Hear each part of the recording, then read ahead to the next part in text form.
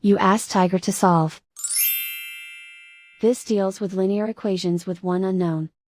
The final result is x equals 558/5.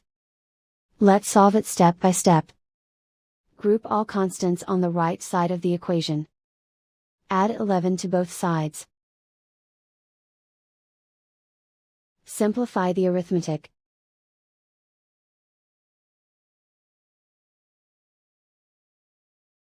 Isolate the x. Multiply both sides by inverse fraction 9/5.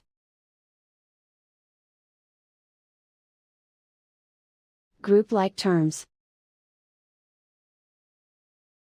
Multiply the coefficients. Simplify the fraction.